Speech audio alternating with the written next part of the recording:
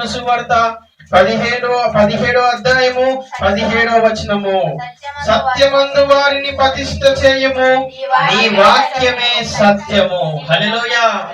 సత్యమందు మనం ఏమైపోవాలంటే ప్రతిష్ఠులైపోవాలి, స్థిరపడిపోవాలి.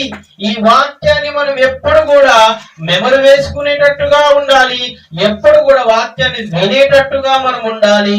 ఆ వాక్యం మనం ఏం చేస్తుందంటే నీ వాక్యమే నన్ను బ్రతికించదు. హల్లెలూయా. ఈ వాక్యం మనం ఏం చేస్తుందంటే బ్రతికిస్తుంది. ఈ యొక్క లోకములోనే కాదండి, రాబోయే పరలోక రోజుల్లో కూడా ఈ వాక్యము దారిని మనం బ్రతకడానికి అవకాశం మనకు ఉంటుంది అని దేవుని వాక్యం మనకు తెలుగుతా ఉంది. ఇంకేమంటుంది? వారును సత్యమందు ప్రతిష్ఠ చేయబడినట్లు వారి కొరకే నన్ను ప్రతిష్ఠ చేసుకొనుచున్నాను.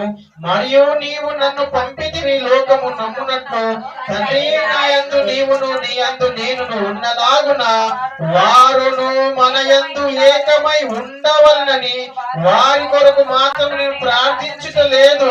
వారు వాక్యము వలన నా యందు విశ్వసించు వారందరూ ఏకముగా కూడవలనని వారి కొరకు ప్రార్థించుచున్నాను. హల్లెలూయా. ఏమండి, యేసుక్రీస్తు ప్రభువారు ఎవరో మనకు తెలుసు, తండ్రి అయిన దేవుడు ఎవరో తెలుసు. వారి ఇరువురు ఎలా ఉన్నారో తెలుసా? ఏకమై ఉన్నారంట. హల్లెలూయా. ఎలా ఏకమై ఉండొచ్చు? వాక్యములో ఏకమై ఉన్నారంట. ఎలా ఉన్నారంట వారు? వాక్యములో ఏకమై ఉన్నారంట. పరలోకములో ఉన్న కన్న తండ్రి భూమిపైన తన కుమారుడు ఏది కూడా వాక్యానికి విరుద్ధంగా ఎక్కడ కూడా చెయ్యడం లేదు. వాక్యాన్ని ఎప్పుడు కూడా తప్పించడం లేదు. ఈ వాక్యాన్ని పాటిస్తూ దేవుని నామాన్ని ఘనపరుస్తా ఉన్నాడు యేసుక్రీస్తు ప్రభువారు. హల్లెలూయా. మనము కూడా వాక్యమును విని ఏం చేయాలంటే వారును మనం ఎలా ఏకమై ఉన్నామో వారు కూడా ఏకమై ఉండవల్లని ఈ వాక్యము వారికి ఇచ్చి ఉన్నారని దేవుని వాక్యం మనకు చెప్తా ఉంది. హల్లెలూయా. అందుకోసమే దేవుడు మనకు వాక్యమును ఇచ్చి ఉన్నాడు. మరొక మాట చూద్దామా? అపోస్తల కార్యములు 17వ అధ్యాయము 11వ వచనము చదువుకుందాం. అక్కడ ఒక తెగవారు కనపడుతున్నారు. వారు ఏం చేస్తున్నారు? వాక్యమును అంటే ఎంతో నమ్మకంగా వింటున్నారు. ఆ విని ఏం చేస్తున్నారంటే పరిశీలన చేస్తా ఉన్నారంట. హల్లెలూయా. అపోస్తల కార్యములు 17వ అధ్యాయము 11వ వచనము ముందు తీసిన వాడు చదవండి. వాడు ఎవరంట? తెస్సలోనికలో ఉన్న వారి కంటే గన్నులంట. హల్లెలూయా. ఎక్కడున్న వారి కంటే? ఫిలిం నగర్ LCM చర్చ్ లో ఉన్న వారి కంటే సంఘములో ఉన్నవారు మాత్రమే గనులు. హల్లెలూయా. ఫిలిం నగర్ లో ఉంటే గనుడు కాదు నువ్వు. ఈ ఫిలిం నగర్ లో సంఘములో ఉంటేనే నువ్వు గనుడవు. హల్లెలూయా. ఇలా ఏం చేశారంట? తెస్సలోనికలో ఉన్న వారి సంఘము కంటే గనులై ఉన్నారు. ఎందుకు వారు గనులై ఉన్నారు? 17వ అధ్యాయం 11వ వచనములో ఎందుకు వారు గనులై ఉన్నారంటే ఆసక్తితో వాక్యమును అంగీకరించి. హల్లెలూయా. ఏం చేశారంట వీరు? ఆసక్తితో వాక్యమును అంగీకరించారంట. హల్లెలూయా. హల్లెలూయా. ఎంతమంది ఆసక్తితో వాక్యమును అంగీకరించగలుగుతున్నారు? ఈ వాక్యం మనని ఏం చేస్తుందంటే బ్రతికిస్తుంది.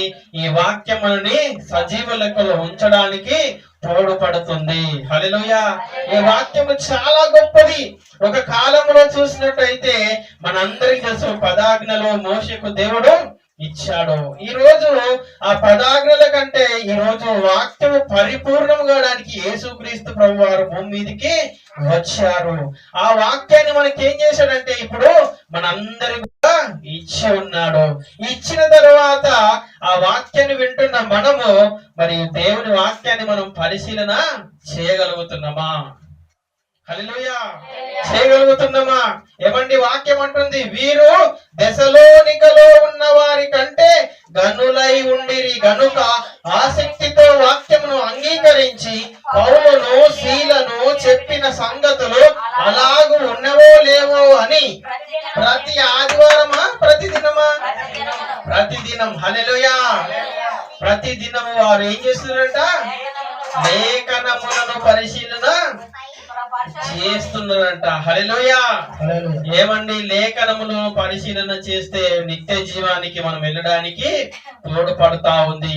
కాబట్టి మీరు ఏం చేశారంటే దెసలోనికలో ఉన్న వారి కంటే గనులుగా అయ్యారు. మొదటిగా ఎందుకు వారు గనులయ్యారంటే వాక్యమును విని అలాగూ ఉన్నాయో లేవో, ఎవరు చెప్పిన మాటలు అంటే పౌలును శీలను వారు చెప్పిన మాటలు వాక్య ప్రకారంగా వారు తెలియజేస్తున్నారా లేదా అని ఏం చేస్తున్నారంట, వారు ప్రతిదినము పరిశీలన చేస్తా ఉన్నారంట. హల్లెలూయా.